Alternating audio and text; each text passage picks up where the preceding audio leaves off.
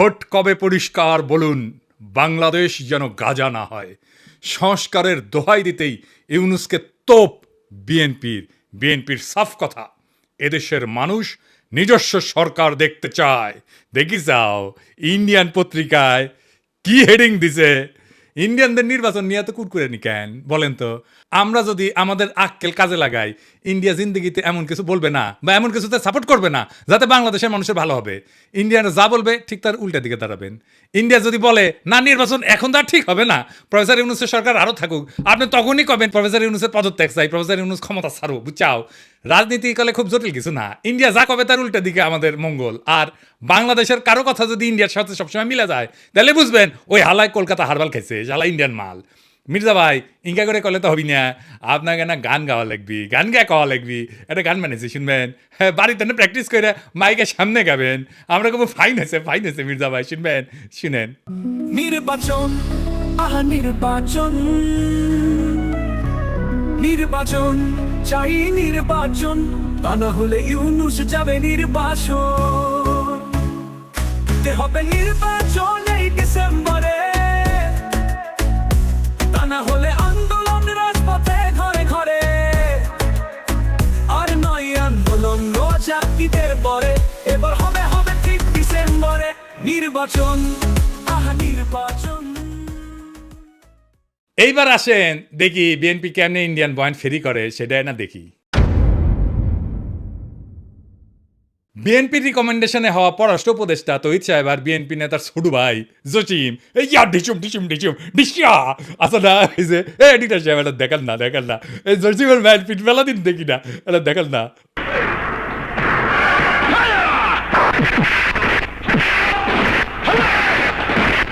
আর দেখি যাও ক্যাঙ্কা হিরোইনছি এই জসিম কইল যে 1971-এর জন্য পাকিস্তানে ক্ষমা চাইতে হবে। তো এটা তো আমি আর ইন্ডিয়ান বয়ান। তো এই পানি পড়া সে কই থেকে আসিছে? ইন্ডিয়া থেকে আসিছে, তাই না? সে একই পানি পড়া মির্জা ফখরুল সাহেব পাইছেন, দেখেন উনি কি বলেন। পাকিস্তান সেনাবাহিনী সেই হত্যাযজ্ঞ করেছিল, তার জন্য আজ পর্যন্ত কিন্তু ক্ষমা চায় নাই। গণহত্যা করেছিল, লক্ষ লক্ষ মানুষকে হত্যা করেছিল, তার জন্য পাকিস্তান এখন পর্যন্ত কিন্তু বাংলাদেশের কাছে ক্ষমা প্রার্থনা করে নাই। উনি মনে করেন পাকিস্তান ক্ষমা চায় নাই, অথচ আমরা জানি তিনবার রাষ্ট্রীয়ভাবে পাকিস্তান ক্ষমা চেয়েছে। একবার মন্ত্রী পর্যায়ে, একবার প্রধানমন্ত্রী পর্যায়ে, আরেকবার রাষ্ট্রপতি পর্যায়ে। তো উনি তো বাংলাদেশ সরকারের মন্ত্রী ছিলেন, সে সময় ওনার মনে হয় নাই যে ওনার পাকিস্তান তো ক্ষমা চায় নাই। এখন কেন বলেন? কারণ ইন্ডিয়া বুঝেছে আমরা তোমার ক্ষমতাটা এনে দিচ্ছি, এমনি তো হবে না, খরচাপাতি আছে। আওয়ামী লীগ যে সার্ভিস দিত সেটা দাও। কি সার্ভিস? আপনা মির্জা ফখরুল কইছে পাকিস্তানকে বাম্বু দিবা, ইন্ডিয়া কইছে, তো উনি বাম্বু দিলেন। আচ্ছা এবার বলেন তো এই দল পাকিস্তানের সাথে স্বাভাবিক সম্পর্ক করতে পারবে? ইন্ডিয়া যে ফ্যাসিবাদ চালাইলো কোনোদিন কইছে বিএনপি ইন্ডিয়া ক্ষমা চাইতে? নাকি বলবে জিয়ারে তো খুন করেছে তাই না? এটা কোনোদিন বলিছে? বলে নাই। কিন্তু ইন্ডিয়া আমাদের বন্ধু দেশ বলতে বলতে মুখে ফেনা তুলে ফেলিছে। দেখেন, ভারত আমাদের প্রতিবেশী, সবচেয়ে বড় প্রতিবেশী, আমাদের বন্ধু। আমাদের যুদ্ধের সময় 1971 যুদ্ধের সময় আমাদের সহযোগিতা করেছিল। আমরা ভারতের কাছে সবসময় প্রত্যাশা করি যে ভারত বাংলাদেশের মানুষের পাশে দাঁড়াবে। যাই হোক মির্জা ভাই, আপনি তো বলেন মুক্তিযুদ্ধ করেছেন, এটি সেই সময়ের গল্প শুনবার চাই। মানে কোটি যুদ্ধ করেছেন, কোটি ট্রেনিং নিছেন, কারা আপনার সহযোদ্ধা ছিল, কবে অস্ত্র জমা দিলেন, কি অস্ত্র ব্যবহার করেছেন, মানে হাউস আছে কেন পাকিস্তানের উপরে যেমন বিলা। আপনি তো মনে লয় যে সখানিক পাকিস্তানি আমি জয় বাংলা করেছেন, না গল্প করবেন, হাউস আছে আমার কলে। চুপি কই মির্জা ভাই, আপনার উপরে না হেভি স্টাডি করেছি। কেন করেছি জানেন? আপনার বোঝার জন্যে স্টাডি করে পেয়েছি কি জানেন? না খারাপ কিছু কমু না, আপনার লাইফ হিস্ট্রি কিন্তু ইন্টারেস্টিং। আপনি ঢাকা কলেজের ইকোনমিক্সের টিচার হিসেবে ক্যারিয়ার শুরু করেন, শিক্ষকতার ক্যারিয়ার। পরে ঠাকুরগাঁও কলেজে ইকোনমিক্সের অধ্যাপক ছিলেন, খুবই জনপ্রিয় টিচার ছিলেন, ছাত্ররা আপনার ক্লাস করার জন্য উন্মুখ হয়ে থাকতো, মার্শাল্লাহ। আবার অদ্ভুতভাবে আপনি বাংলাদেশ সরকারের পরিদর্শন এবং আয় ব্যয় পরীক্ষণ অধিদপ্তরের একজন অডিটর হিসেবে কাজ করেছেন। এই প্রফেসর হওয়ার পরে শিক্ষা বিভাগে আবার ডিজি আসিলেন। এমন সেলিব্রেটেড শিক্ষকের জীবন চাইরা অডিটর কেন হইলেন? এটা মিলাইতে পারি নাই। তাই আপনার জীবনের গল্প আপনার কাছ থেকে শোনার ইচ্ছা থাকলো, আমার ক্ষুদ্র ভ্রাতার ভগিনীরা আপনাদের কয়ে রাখি, কারো সম্পর্কে জানতে হইলে এইভাবে ডিক করবেন, খুঁড়বেন, তারপরে তাই আপনি ভালো তার ডিল করতে পারবেন। যাই হোক, এবার আরেক বিএনপির সিনিয়র নেতারে নিয়ে আলাপ করি, হ্যাঁ আমির খুশরু মাহমুদ। যে সরকার জনগণের ভোটে নির্বাচিত হবে তারা জনগণের কাছে দায়বদ্ধ থাকবে, জবাবদিহি থাকবে, সেটা যেই সরকারই হোক। কোনো মহামানবকে বাংলাদেশের দায়িত্ব দেওয়ার জন্য বাংলাদেশের মানুষ নির্বাচনে এই বাংলাদেশের মানুষ আন্দোলন সংগ্রাম করে নাই, ত্যাগ স্বীকার করে নাই। আর কোনো মহামানব কোনো দেশের গণতন্ত্রের সমাধান দেবে তার জন্য বাংলাদেশের জনগণকে অপেক্ষা করতে হবে, এটা বিশ্বাস করার কোনো কারণ নেই। আমির খুরশি ভাই উনি কইছে নির্বাচিত সরকার জবাবদিহি করবে জনগণের কাছে, কোনো মহামানবকে ক্ষমতায় বসানোর জন্য বাংলাদেশের মানুষ আন্দোলন সংগ্রাম করে নাই, ত্যাগ স্বীকার করে নাই। উনি ত্যাগ স্বীকার করেছেন, ওটা ত্যাগ স্বীকারটা এটা দেখে আসেন।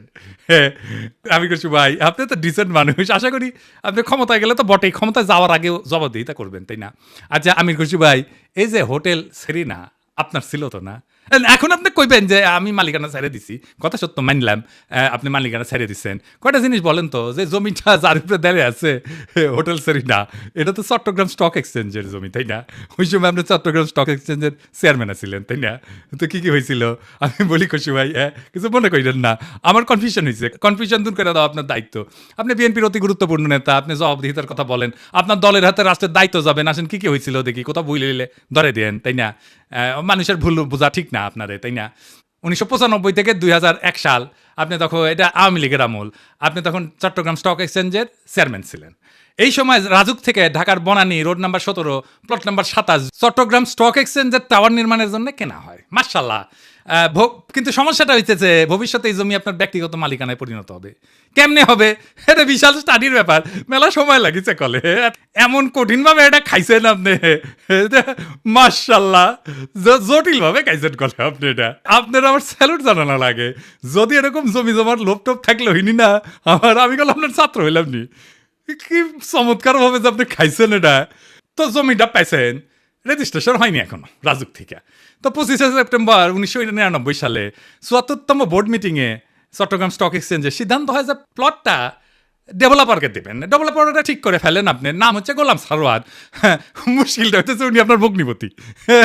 তখন প্লটের রেজিস্ট্রেশনই হয় না। রেজিস্ট্রেশন হওয়ার আগে আইনে তো আপনি ডেভেলপার নিয়োগ দিতেই পারেন না, আপনি ডেভেলপারকে নিয়োগ দেন ওই মিটিংয়েই। এটা একটা প্রক্রিয়ার লঙ্ঘন, কারণ এটা তো আপনার ব্যক্তিগত প্রতিষ্ঠান না।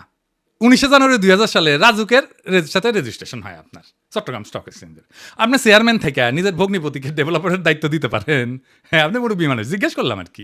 মানে ধরেন আমি যদি কখনো চট্টগ্রাম স্টক এক্সচেঞ্জের চেয়ারম্যান হই, আমি কি আমার ভগ্নিপতির স্টক এক্সচেঞ্জের জমিতে বিল্ডিং বানানোর জন্য ডেভেলপার হিসেবে নিয়োগ দিতে পারবো নাকি পারবো না?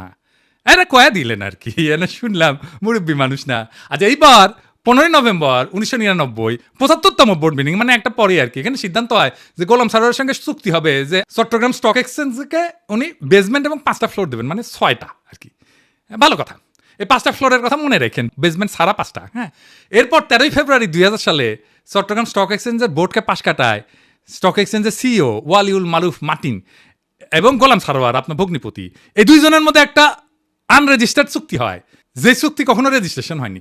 আপনি আগে বোর্ডের মিটিংয়ে ডিসিশন নিয়েছিলেন 5টা দিবেন ফ্লোর, এইখানে আপনি লিখলেন 4টা ফ্লোর দিবেন। এটা কমে গেল আর কি। এইটা অবৈধ চুক্তি এবং জালিয়াতিপূর্ণ চুক্তি। এইখানে পেনাল কোড 467, 468 এবং 471 ধারা লঙ্ঘন হয়েছে। হ্যাঁ, আইনের ভাষায় কইলাম আর কি। তো 74 এবং 75তম বোর্ড মিটিংয়ে গোলাম সারোয়ারকে ব্যক্তিগতভাবে ডেভেলপার হিসেবে নিয়োগের আলোচনা হয়, কিন্তু সিইও যে সিগনেচারটা করলো না যে 4টা মিটিংয়ে, ওইখানে হোটেল সারেনার মালিক হিসাবে তার সাথে এগ্রিমেন্টটা হইল। সারেনাকে তখন হয়নি যখন আপনি বোর্ড মিটিং করেছেন, বুঝছাও? তো এই সিইও ওয়ালিউল মারুফ মার্টিন সে বোর্ড মিটিং উপেক্ষা করে সারিনার সাথে একটা চুক্তি করলো। সে কি পারে? হ্যাঁ, পারে না, তাই না? যাই হোক, স্টক এক্সচেঞ্জের তরফ থেকে আনুষ্ঠানিক বা বৈধভাবে সারিনাকে কোনো দায়িত্ব দেওয়া হয়নি, তাই না? হ্যাঁ, বোর্ডকে পাশ কাটায় যে আপনি সারিনাকে দায়িত্ব দিলেন, এটা আপনি পারেন না। এরপর 23শে মে 2000 সালে গোলাম সারোয়ার মানে আপনার ভগ্নিপতিরে একটা পাওয়ার অফ অ্যাটর্নি দেওয়া হয় যাতে জমি বন্ধক দেওয়া, আর্থিক ক্ষমতা দেওয়া হয়, কিন্তু ওইটাতে আবার কোনো ফ্লোর বন্টনের উল্লেখ নাই। এই চুক্তিতে বোর্ড অনুমোদনেরও উল্লেখ নাই। 10 জুলাই 2000 সালে আপনি এবং বাদী আপনার স্ত্রী সারিনার 50% শেয়ারের মালিক হয়ে যান, কিনে নেন আর কি। কি টাকা দিচ্ছেন কে জানে। হ্যাঁ, ভগ্নিপতিকে রাস্তা তৈরি করে দিচ্ছেন, এখন নিলেন শেয়ার। 2010 পর্যন্ত হোটেলের মালিকানা ছিল আপনার। এইভাবে প্রাতিষ্ঠানিক সম্পদকে পারিবারিক ব্যবসায় রূপান্তর করে ফেললেন। এটা একটা জ্ঞাত ষড়যন্ত্র, ইংরেজিত কয় ক্রিমিনাল কনস্পিরেসি। ইংরেজিত যেহেতু কইছে ঠিকই কইছে। হ্যাঁ, 20শে নভেম্বর 2004 সাল রেজিস্ট্রেশন হয় জমিটার গোলাম সারোয়ারের নামে। অদ্ভুত ব্যাপার। তবে দলিলে সম্পূর্ণ ভবনের উল্লেখ নাই, দামে ব্যাপক গরমিল দেখানো হয়। এটি সরকারকে রাজস্ব ফাঁকি দেওয়া হয়, দলিলে প্রকৃত দাম না দেখানো পেনাল কোডের 420 সিটিং এই ধারার আওতায় পড়ে। এইবার ভবন নির্মিত হয় আলহামদুলিল্লাহ, জিলাপি টিলাপি খাওয়া হয়, বিলার টিলার দেওয়া হয়। ভবনের অনুমোদন ছিল কত? 15 তলার, আপনি ভবনটা বাড়াইছেন কত? 20 তলা, 5 তলা এক্সট্রা, 12 হাত কাকুরের 13 হাত বেশি দেখেছি না, সেরকম 15 তলা অনুমোদিত বিল্ডিং এর 20 তলা হয়ে যাওয়া দেখলাম আমরা। এটা রাজুকের নিয়ম ভঙ্গ কইরা অবৈধ নির্মাণ, নগর উন্নয়ন আইনের গুরুতর লঙ্ঘন। আর চট্টগ্রাম স্টক এক্সচেঞ্জের 4টা ফ্লোর পরে এটা কমায় 4টা করা হয়েছিল না, সেটা আসলে যে অতিরিক্ত ফ্লোর বানায় 2টা থেকে দেওয়া হয়েছে। মানে মাছের তেলে মাছ ভাজিছেন, পুরা বিল্ডিং আর জমিন মালিক হয়ে গেছে আমির খুরশিদ মাহমুদের পরিবার। বুঝি চাও মজার এই দারুণ চালাকি কইরা এমন একটা জায়গায় আপনি সম্পদ বানাইলেন, কি ফাইন সিস্টেম কইরা। আচ্ছা, খালেদা জিয়া ইতিমখানার টাকা সরান নাই, টাকা ব্যাংকে ছিল, কিন্তু উনি নাকি নিয়ম মানেন নাই, তাই উনারে জেলে নিল হাসিনা। আপনার নামে কেন কোনো মামলা হইল না? আপনি তো বলেন আপনার মালিকানা নাই, মালিকানা ছিল তো ওই সময়, এক সময়, তাই না? ওই মালিকানার কি আপনি নিতে পারেন? আপনি ডিউ ডিলিজেন্স করেছিলেন, করেন নাই? আপনি জানতেন না 15 তলার পারমিশন নিয়ে 20 তলা বানানো হয়েছে? হ্যাঁ, তাও তো শেয়ার কিনেছেন। আপনার তো ডিউ ডিলিজেন্সই ধরা পড়ে যাওয়ার কথা। এই সারিনাতেই তো আপনি আবার ফার্মের বাসায় দান্দিক বোকা নিয়ে মিটিং করেন কমিউনিস্টদের নিয়ে। ইনভেস্টমেন্ট সামিটের টাইমেও মিটিং করেছিলেন। আপনার কি প্রফেসর ইউনুসকে জবাবদিহিতার কথা বলা মানায়? আমি খুশি ভাই। হ্যাঁ, আগে দেখতাম মানুষ রাজনীতি করতে এসে গরিব হয়, বাংলাদেশে দেখতেছিস খালি সবাই বড় লোক হয়, বড় লোক হয়, বড় লোক হয়, টেকায় খালি টেকা। আমির খুশি ভাই, এটাই সমস্যা। কি সমস্যা হচ্ছে? টাকা কামানোর জন্য রাজনীতি যদি কেউ করে, তার মাথার তো খালি টাকা আর ধান্দা করবি। রাষ্ট্র তো একটা হিউজ রিসোর্স, তাই না? ওই রিসোর্সের মালিকানা নেওয়াটাই কি রাজনীতি? আপনি তো রিক্সাওয়ালা, ঠেলাওয়ালা, গার্মেন্টস শ্রমিক, বাস শ্রমিক, কৃষক, ক্ষেতমজুর, ক্ষুদ্র ব্যবসায়ীর কথা ভাবতে পারবেন না। দল মূর্খ সদাদের পাবেন, আইসা গালাগালি করবে। শীর্ষ নেতারা মেদিনীপুরের ভাষায় কথা বলবে, আর মূর্খ সদাদের আইসা আমার মালওয়ানপুর গালি দিবে। সব আর্কাইভ করা আছে। ইলেকশনের আগে গালির কোলাস কইরা কোন নেতার সাথে ওই মূর্খ সদা ছবি তুলিছে, সেগুলো দিয়ে এপিসোড বানাবনি, মিলিয়ন মিলিয়ন দেখে দেখবি, ফ্রি ক্যাম্পেইন করে দিব। আমি কিছু ভাই, আমি তো আমার শেষ হয়নি কথা, এটা কেস স্টাডি লিখেছি আপনার সারিনা কেলেঙ্কারি নিয়া। এই কিচ্ছে একাডেমিয়াতে ঢুকে দিব, খালি আওয়াজ দিচ্ছি না, আমার কথাবার্তা হয়ে গেছে, কলে পাই না। কেস স্টাডির নাম দিচ্ছি কি জানেন? The hotel Sarina controversy, conflict of interest and abuse of power in Bangladesh. এটা মেলা জায়গায় পড়ানো হবি, এটা কর্পোরেট গভর্নেন্সে পড়ানো হবি, কনফ্লিক্ট অফ ইন্টারেস্টে পড়ানো হবি, ম্যানেজমেন্টে পড়ানো হবি, পলিটিক্যাল সায়েন্সে পড়ানো হবি। কোনটি না, কতগুলো জায়গায়। আরো দিন সাথে যাবি ফাইনাল করার জন্য, আপনি বিখ্যাত হয়ে যাবেন। কইছিলাম না আমাকে লেরো না, হ্যাঁ, কাকে লেরতে কাকে লেরে ফেলেছেন। এবার মির্জা আব্বাস ভাই, মির্জা আব্বাসের ভাবিছিলাম কিছু কমু না, এরে ওরে দিয়া মেসেজ পাঠায়, আমি যেন আর কিছু না কই, আমি যেন তার না ধরি। আবার নিজে তার দলের কর্মীদের লালায় দেয়, কয় নাকি সোজা হয়ে যাব। শুনেন, আপনার ফেসবুক চালান নাকি? চালান, জবাব দেন না কেন? যখন নাকি ফেসবুকের মধ্যে উল্টাপাল্টা কথা রাখে, জবাব দিয়ে দিয়ে এগুলো সোজা হয়ে যাবে। মিথ্যা কথা বলবেন, অপপ্রচার করবেন, অপকথা বলবেন, কথা বলবেন, কুকথা বলবেন, একটা মানসিক চরিত্র হরণ করবেন, এগুলো কি ভাই? আমরা রাজনীতি ছেড়ে দেবো, আপনারা একটু দেশে আসেন। আপনাদের অনেক জ্ঞান, আপনাদের অনেক বুদ্ধি, আপনাদের জ্ঞান বুদ্ধি আমাদের অনেক প্রয়োজন। আপনারা দয়া করে দেশে আসেন, বুদ্ধি দেন, কথা বলেন, কাজ করেন, মেনে নেব। আমরা রাজনীতি করবো না, আপনি আসেন না। দেশে আসেন, দেশে আসেন, এই কথাটা আপনার দলের ভারপ্রাপ্ত চেয়ারপারসনরা কইতে পারেন না? আমি কি দেশে গেলে আমরা প্রাইম মিনিস্টার বানাবেন? ভারপ্রাপ্ত চেয়ারম্যানরা তো প্রাইম মিনিস্টার বানাবেন, আমারা তো বানাবেন না। দেশে আমারে ডাকেন কেন? উনারে ডাকেন। কয়দিন আগে কইছিল না সংস্কার করলে ছুঁড়ে ফেলে দিবি, আবার কি কইছে? আমি কখনো কই নাই। 2 দিনে কথা ঘুরে ফেলছে। কে সোজা হয়ে যায় দেখি চাও কে সোজা হয়। হ্যাঁ, দেশে দাগ ইচ্ছে যে ভাবিচ্ছে যে দেশে গেলে দাবরানি দিবি, আমার দাবরানি কেমনে দিবি জানেন? এই যে দলের নেতা স্কুল শিক্ষকের কলজা টেনে ছিঁড়ে ফেলাতে চায়, দেখি চাও। টানি ছিঁড়ি ফেলবো, একবারে টানি ছিঁড়ি ফেলবো তোমার। সেনো তুমি, সেনো চলো, তোমার খারাপ খুব আমাদের একবারে নিশ্চিন্ন করে দিব তোমার। কি কথা বলো তুমি? সেনো বিগ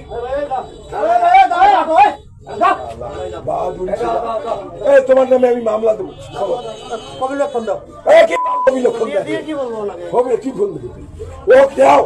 আমি থানা যায়া আমি ওখানে ইজাহার লিখবো, লিখি ওকে অ্যারেস্ট করে দিয়ে তারপরে আমি আসবো। কুড়িগ্রামে কি কয়, ক্ষমতা না আসতে আসতেই এই শুরু করেছেন। ক্ষমতা গেলে কি করবেন এটা পাবলিক জানে। আপনাদের তো উন্নতি হইতেছে না, ক্রমাগত অবনতি হইতেছে। দুঃশাসন শুরু করলে আবার লড়াই শুরু করবো। দেশের মানুষকে তো অরক্ষিত রাখা যায় না। মির্জা আব্বাস ভাই আমি সোজাই আছি, কিন্তু আপনারা একেবারে ফ্ল্যাট করে দেবো, একেবারে হুতায় দেবো, উঠবার পারবেন না এই বুড়া বয়সে। আপনি কল্পনা করতে পারতেছেন না আপনারা আমি কোন দিক দিয়ে ধরবো। মিশা কথা আমি কইছি, এখন কথাটা মিশা কইছি কইবেন? হ্যাঁ, কোন সেক্টরে মুক্তিযুদ্ধ করেছেন, কার সাথে যুদ্ধ করেছেন? আমি নানাভাবে ক্রস চেক করিয়া কইছি আপনি বালের মুক্তিযুদ্ধ করেছেন, মুক্তিযুদ্ধের নামে মিথ্যাচার করেছেন। দিন বদলাইছে মির্জা আব্বাস ভাই, শেরের উপরে শোয়াশের আছে। শোনেন মির্জা আব্বাস ভাই, মানুষের তিনটা জিনিস ডরায়, এই ডর দেখায় মানুষের শাসন করছেন এতদিন। জানের ভয়, সম্মান হারানোর ভয়, আর সম্পদ হারানোর ভয়। আমার জানের ভয় নাই, সম্মান হারানোর ভয় না, আমার সম্মানই নাই। হ্যাঁ, আপনি কি দিবেন?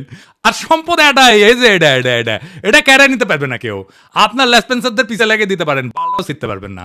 বাংলাদেশের পলিটিশিয়ানরা দুধে দেওয়া তুলসী পাতা না, সব বিগ শটের আমল নামা ব্যয় করবো টাই না। এইভাবে এই দুর্নীতি আর দুর্বৃত্তায়নের খাজে খাজে বাংলাদেশের রাজনীতি আজকাল এক অলিক নাট্যশালায় পরিণত হয়েছে, যেখানে দাবি দেওয়া আর আচরণ দুইটা ভিন্ন গ্রহে বাস করে।